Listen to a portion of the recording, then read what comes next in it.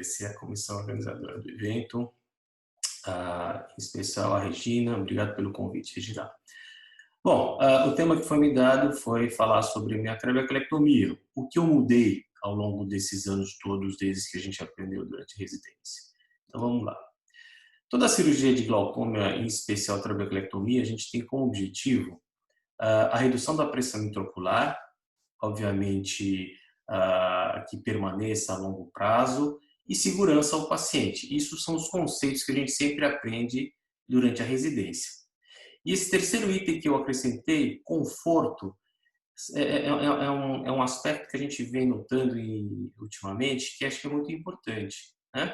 Assim que a gente termina a residência, a gente não tem muito a expectativa de como vai estar essa trabeculectomia ao longo dos anos. É uma cirurgia que deve durar por anos, né?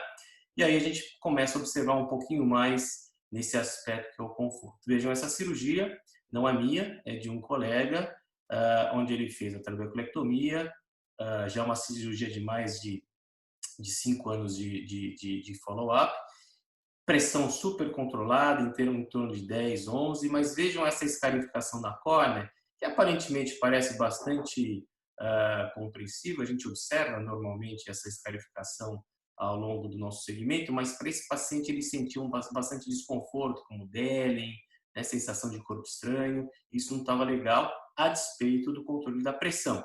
Então é isso que eu chamo de conforto.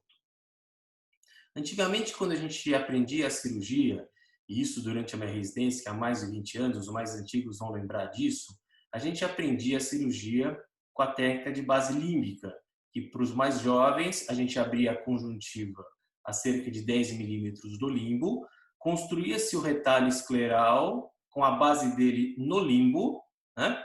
E a gente fazia uma esclerostomia sobre esse retalho escleral, bastante aparente, e o que a gente obtinha de resultado desse tipo de cirurgia, desse tipo de configuração, era uma drenagem bem anterior. Vocês podem notar que o líquido ele percorria para a parte anterior com muito mais facilidade do que para a posterior, tendo em vista que essa distância é menor.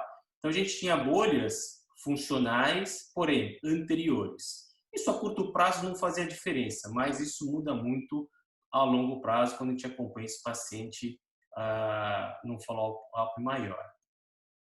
Houve então uma migração na maioria dos especialistas para a base Fornance. A base Fornance, que é conhecida atualmente, que os residentes aprendem desta forma, a gente abre a conjuntiva na região do limbo, né? Agora, o que eu mudei na minha técnica? Eu faço um flap um pouco mais largo, né? Como sugerido por Penco, mas não tão largo quanto ele faz, um pouco mais. E o mais importante que isso, vejam, nesse esqueminha eu queria mostrar e frisar para vocês que a base do flap ele não chega ao limbo. Isso é importante, tá? A esclerostomia se mantém na mesma posição da base límbica, mas a base do flap escleral não chega ao limbo. Isso é importante por quê? Porque isso força o líquido a ir para trás do olho. Isso força a ir para a região posterior da sua cirurgia e não anterior, tendo em vista que aqui existe uma barreira mecânica que é a esclera sã, íntegra, né?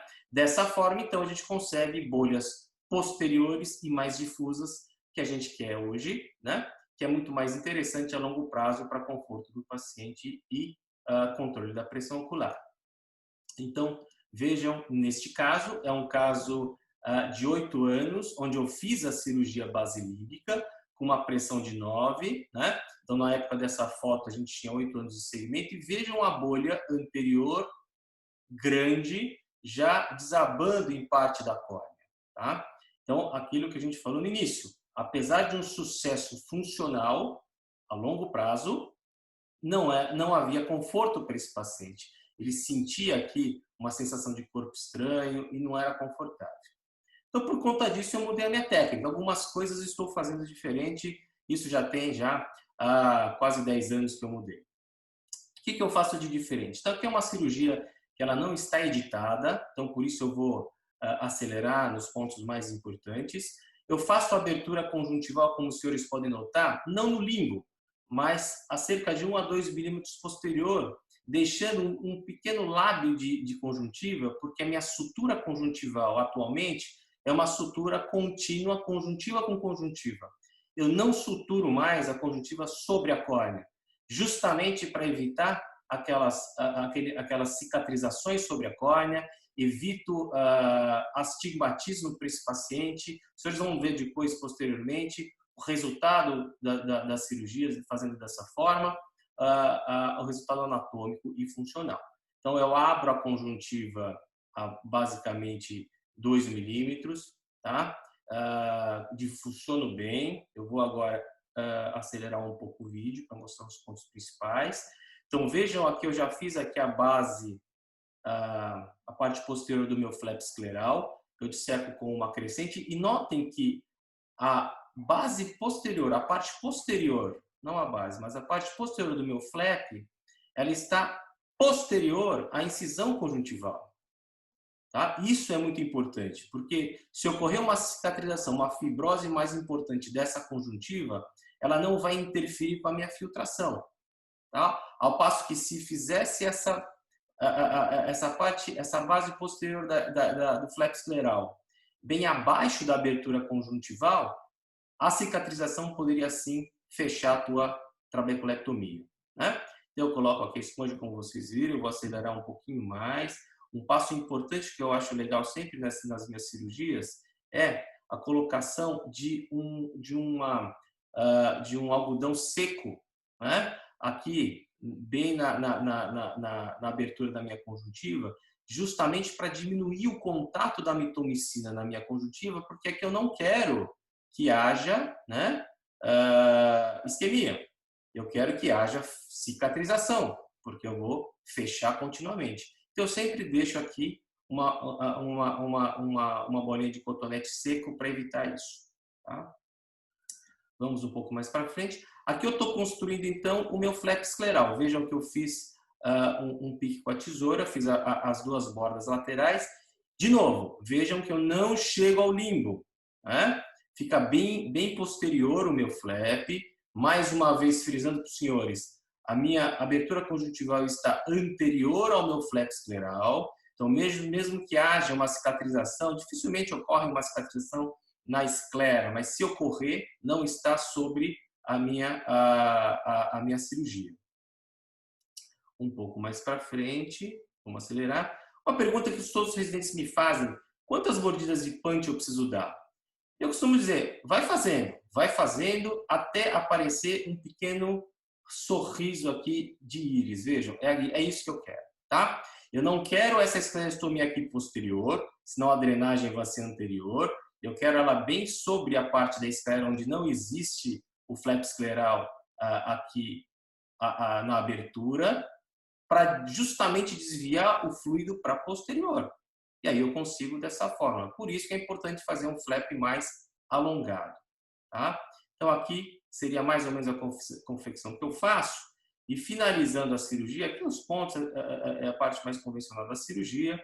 E o fechamento conjuntival. Vejam, eu faço um fechamento contínuo com o fio Vicryl 10 zeros. Esse fio é bastante fácil de manipular, né? Eu não preciso ancorar como nylon e eu não preciso removê-lo, tá? Então, eu faço aqui, vejo um fechamento conjuntival bastante limpo, não mexo no limbo, então a parte funcional da córnea vai estar íntegra, tá?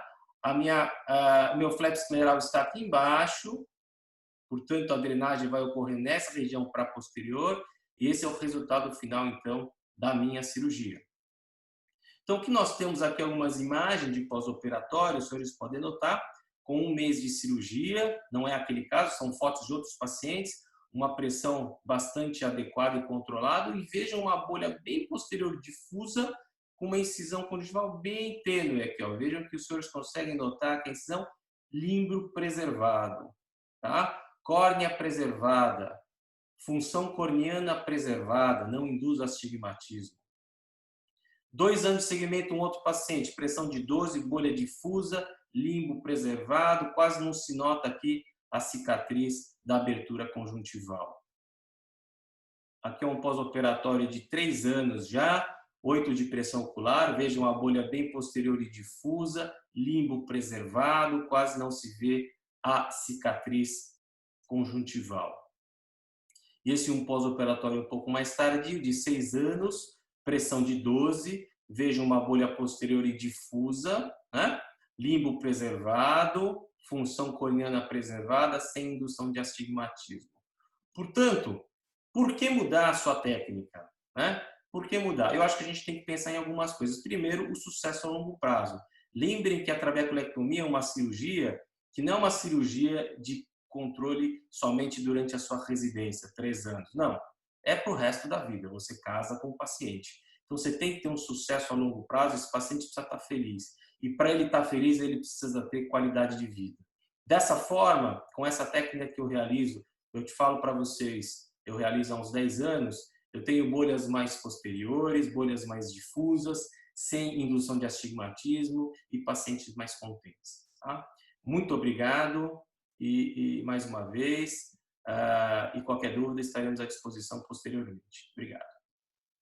Suzuki, eu sempre aprendo com você. Nossa, que bolha linda, viu? Eu vou mudar muita coisa a partir de hoje. Na verdade, assim, acho que todo cirurgião de glaucoma, cada vez que ele vai operar, ele está tentando melhorar esse desempenho de fibrose do paciente, porque a gente realmente casa com o paciente. Daqui 10 anos, você vai ver aquela tua bolha que você fez 10 anos atrás, você fala assim, meu Deus, onde é que eu estava com a cabeça que ficou uma bolha avascular, uma bolha anteriorizada? Então, a gente tem essa necessidade de ir em busca de cada vez melhorar, porque a gente sente isso na pele. Nessa situação de você fazer essa sutura conjuntival, existe a possibilidade, você já teve saido nessa região? Oi, Regina. Sim, no começo, né? No começo, quando eu comecei a fazer essa técnica, de fato a gente tinha. Até você ajustar a tensão do ponto, tudo isso daí, né? É o que você falou. A gente aprende com as nossas cirurgias, a gente aprende com o nosso follow-up. Eu acho que assim, a cada 5, 10 anos a gente está aperfeiçoando, obviamente, porque a gente está vendo o resultado de 5, 20 anos atrás. E aí você vai aperfeiçoando de acordo com o que você vê, né? Então, assim, quando a gente era residente, a gente fazia uma cirurgia, achava linda, 2 anos funcionando, fala, puxa, essa técnica é ótima. Só que você não vê daqui 20 anos, né? Porque você perde esses pacientes, você sai do hospital, você toca a sua vida. E agora a gente vê isso. Então, eu acho que a gente está em constante aperfeiçoamento da nossa cirurgia. Eu sempre costumo dizer, e ainda dou aula lá no HC, mesmo aqui de Joinville, dizendo que a melhor técnica é aquela técnica que te dá um resultado bom e os seus pacientes felizes. A minha técnica não é melhor que da Vilma, do Marcelo lá do HC, todas as técnicas são excelentes, desde que você tenha esse controle bom. E você vai fazer a sua técnica a longo prazo, né? E para isso precisa de tempo, não tem jeito, é uma cirurgia que precisa de tempo para a gente avaliar. Então, a sua pergunta, no início, eu tinha exatamente alguns Seidel, mas aperfeiçoando, utilizando o fio correto. Eu utilizava um Vicryl 8 zeros aí em São Paulo, que era difícil achar esse Vicryl 10 zeros. Aqui no Sadala a gente tem o fio 10 zeros, o Vicryl 10 zeros. Isso mudou, porque é uma agulha muito mais fina, é um fio que fecha hermeticamente, né? Então, assim, você vai aperfeiçoando, Regina. A gente aprende com a nossa velhice, vamos dizer assim. Verdade, verdade. Eu não utilizo o Vicryl 10 zeros. Juro por Deus que eu vou fazer essa técnica que você faz para eu poder ter essa experiência e compartilhar com você. Eu faço base force, mas no limbo, usando o nylon 10. Então, foi uma grande experiência ter aprendido com você hoje, mais uma vez. Muito Legal, obrigada, Regina. viu? Tá Imagina. joia? Nós vamos convidar agora a doutora Karina Bahia para falar sobre cirurgia combinada.